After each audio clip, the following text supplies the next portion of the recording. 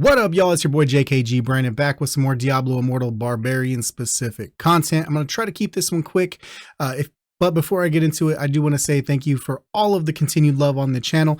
If you find yourself coming back to my channel on the regular, go ahead and hit that subscribe button and hit that notification bell so you are notified when I do upload another video. And then as always, if you like the videos, drop a like. Everything's free around here. Without all that, housekeeping done, let's kind of get right into this. This is gonna be a guide on how to build the Barbarian Speed Buff build. Now what that means is this is more for dungeon speed farming and also for Shadow Wars and stuff like that. So any kind of party based content, you can use this build and be a valuable member of your team.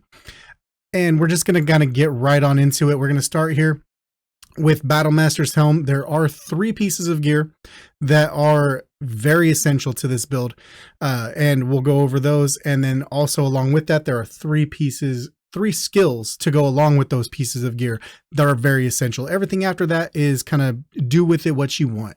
We're going to start here, Battlemaster's Helm.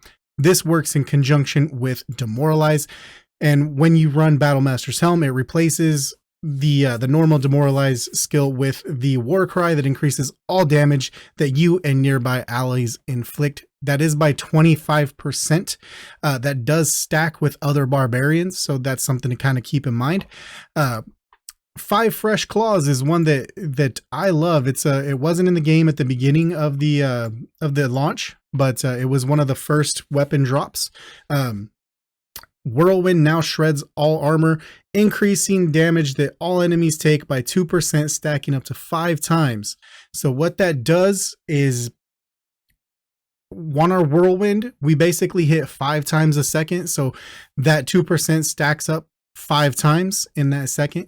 We get 10% additional damage that we're doing. That's all of our party. So our 25% from Demoralize plus 10% from 5 Fresh Claws, we are now allowing ourselves and our party to do 35% more just straight up damage, not based off of crit like a Holy Banner from the Crusader or anything like that.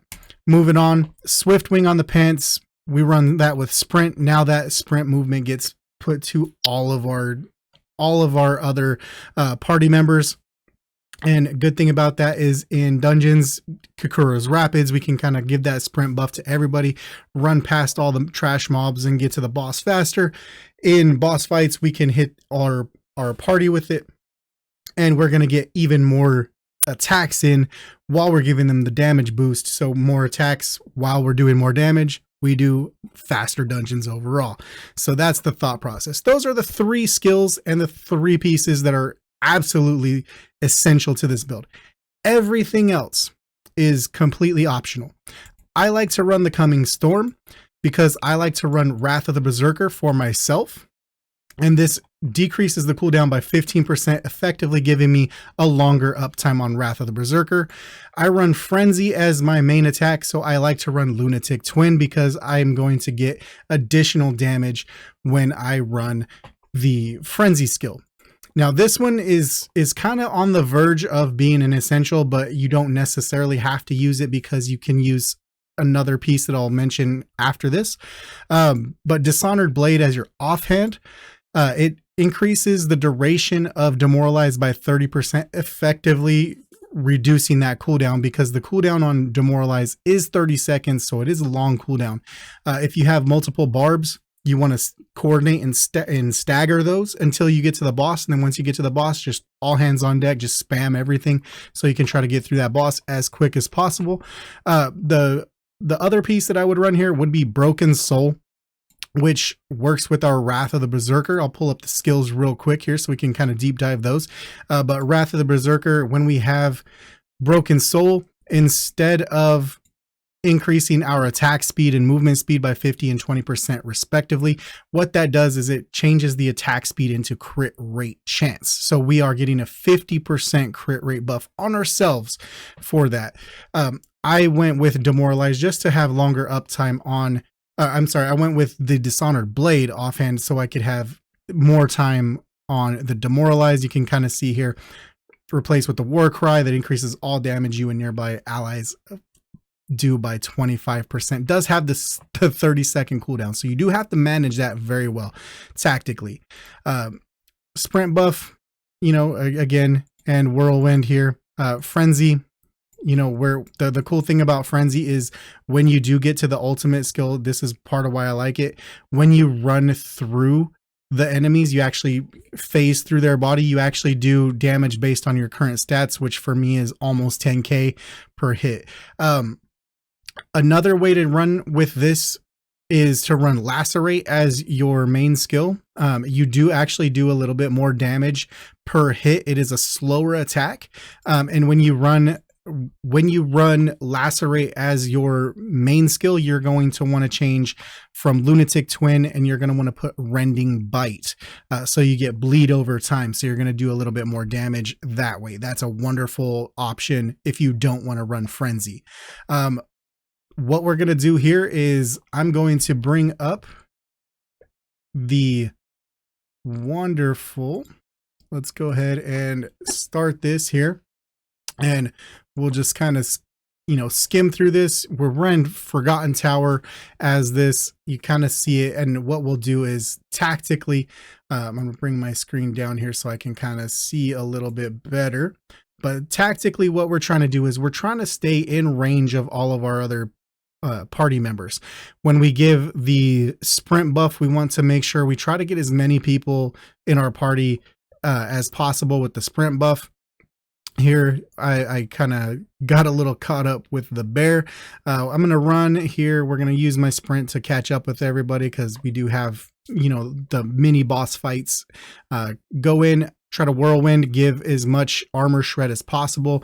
We are running with a wizard in this particular run, and we have a wizard, 2 barbs, and a demon hunter. So we have DPS unlocked in this situation.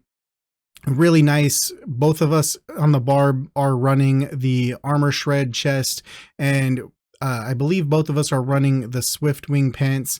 I think I am the only one running the demoralize buff for the damage, but you kind of see here, I try to get over to whoever's getting, you know, the big damage, our wizard and our demon hunter. I'm going to try to stay kind of in their pocket when we get to those big mobs and try to give them, you know, the speed buff and the damage buff as much as possible. Right here, I'm trying to manage it. Nobody's around me. I go ahead and give that speed, that, you know, the damage buff to the person that came through. Boom, there we go. We were able to clear those mobs, open that door, and here we go again. And then it gets back to just tactically, the big thing is just cooldown management for demoralize. Demoralize has that really long cooldown, so it's really imperative to, if you are the only, you know, if you are the only buffer in your group, you really want to manage it to where you're going to have it at the start of your boss fight. It really doesn't matter how you use it up until that point. You just want to make sure you have it for the start of your boss fight.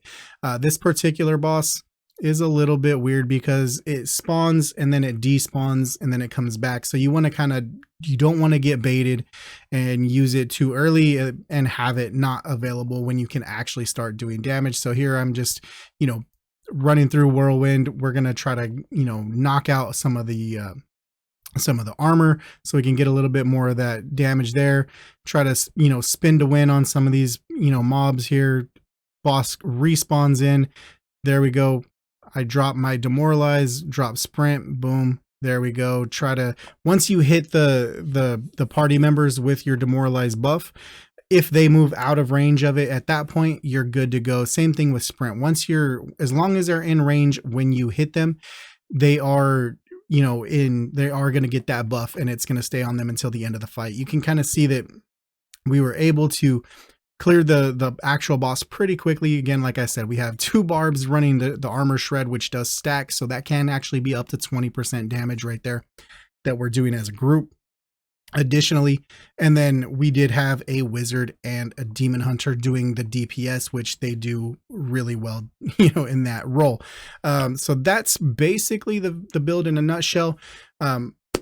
If you guys like this video, definitely hit that like button, hit that sub button if you find yourself on the way back here for, you know, BARB content. If you have any questions or any concerns or comments how you would change this build, definitely let me know in the comments below. That being said, guys, I'm JKG Brandon. Y'all been amazing. Peace.